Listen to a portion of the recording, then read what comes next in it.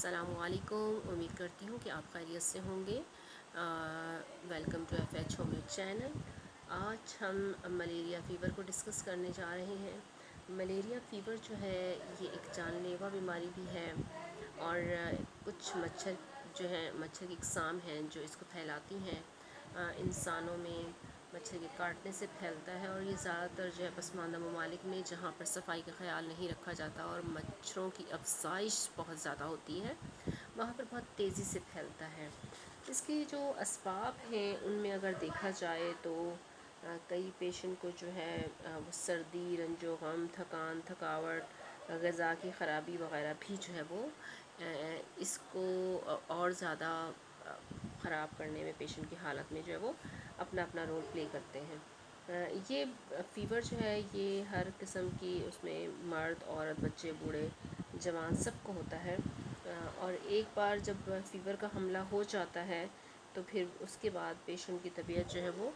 بگڑتی چلی جاتی ہے اگر اس کا صحیح طریقے سے ٹریٹمنٹ نہ کیا جائے۔ اس کے جو سمٹم ہیں اس کو اگر ہم دیکھتے ہیں تو جس وقت پیشنٹ کو ملیریا کا اٹیک ہوتا ہے تو 3 سے 12 دن تک کئی دفعہ یہ جو ہے وہ بہت زیادہ پیشنٹ کو بخار کبھی چڑھتا ہے، اترتا ہے، اور سردی لگتی ہے، طبیعت بہت زیادہ سست، کاہل ہو جاتی ہے، پیشنٹ کو انگڑائیاں بہت زیادہ آتی ہیں، نیند کا غلبہ ہونے لگ جاتا ہے،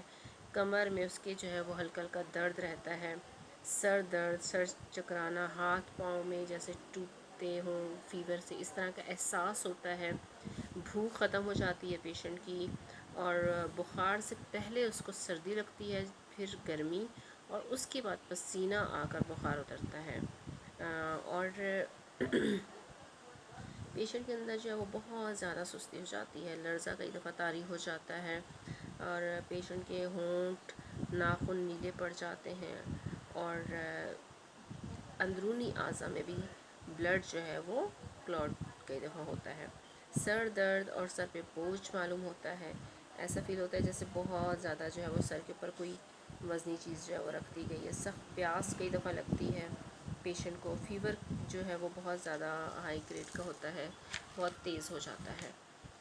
اگر ایسے جو پیشنٹ ہیں ان کو بہت جلدی ان کا کیور نہ کیا جائے، ٹریٹمنٹ نہ کیا جائے، تو یہ جان لیوا بھی ثابت ہو سکتا ہے، اسپیشلی جو بہت ویک پیشنٹ ہیں ان میں، بچوں میں، بوڑھوں میں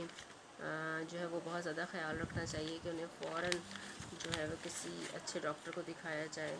اور خدا نخواستہ حالت زیادہ خراب ہے تو قریبی کسی ہاسپٹل میں جو ہے وہ ان کو ایڈمٹ کروا دیا جائے۔ اس ملیریا کو جو ہے وہ مچھروں کے کاٹنے سے اگر بچنے والی ادویات دی جائیں تو اس کو روکا بھی جا سکتا ہے، اور جو ارد گرد کے ایریے ہیں وہاں پر لازمی اسپرے وغیرہ کرنا چاہیے، کمروں میں اسپرے کرنا چاہیے اگر مچھر زیادہ ہے، پودے جن کے گھروں میں زیادہ ہوتے ہیں، یا پانی کہیں رکنے کی جو ہے وہ جگہ ہے تو لازمی صفائی کا خیال بہت زیادہ رکھنا چاہیے، اور پردے، مچھردانی وغیرہ کا استعمال کرنا چاہیے، تالاب وغیرہ یا جہاں گندے پانی کھڑے ہو جاتے ہیں، مچھر پلتے ہیں جہاں پہ ان کو صاف ستھرا رکھیں، تازہ پانی ڈال کر گندے پانی کو نکال دینا چاہیے وہاں پر۔ اور ملیریا کے موسم میں یہ بھی کیا جا سکتا ہے کہ جیسے میں نے کہا چھڑکاؤ کیا جائے، اس کا اسپرے وغیرہ کیا جائے مچھر مار دواؤں کا، اسی کے ساتھ ساتھ جو ہے وہ پودے اگر بہت زیادہ بڑھ گئے ہیں تو ان کی کٹنگ کر دینی چاہیے اوپر سے، تاکہ مچھروں سے جو ہے وہ بچا جا سکے، یہ ضرور کوشش کی جائے۔ اس کے ساتھ ساتھ جو ہے پیشنٹ کی غذا کا بہت سخت خیال رکھنا چاہیے، کیونکہ اسے تو بھوک نہیں لگ رہی ہوتی، لیکن اسے ہلکی پھلکی غذا وقفے وقفے سے لازمی دیں، فریش جوسز اس کو وقفے وقفے سے دیں، اور کھچڑی وغیرہ، گندم کا دلیا، یہ وہ چیزیں ہیں جو ذرا طاقت پیشنٹ کو دیتی ہیں، نمکین یا میٹھا جیسا اس کا ٹیسٹ پسند کرتا ہے اسے لازمی دیں، فروٹ چاٹ کی صورت میں بھی اسے دے سکتے ہیں اگر وہ جوس نہیں پینا چاہتا۔ کہنے کا مقصد یہ ہے کہ پیشنٹ تو کچھ کھانے کے لیے تیار نہیں ہوتا، پر ہمیں کوشش کرنی ہے کہ ہم وقفے وقفے سے کچھ نہ کچھ پیشنٹ کو کھلاتے رہیں۔ اس کے علاوہ ٹریٹمنٹ کے حوالے سے ہم اگر دیکھتے ہیں ہومیوپیتھک ٹریٹمنٹ میں تو بہت اچھی میڈیسنز ہیں جن کے ذریعے جو ہے ہم اس کو، ملیریا کو مکمل طور پہ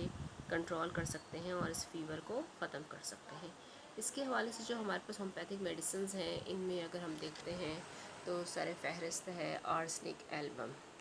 آرسنک ایلبم جو ہے یہ بہت اچھی میڈیسن ہے۔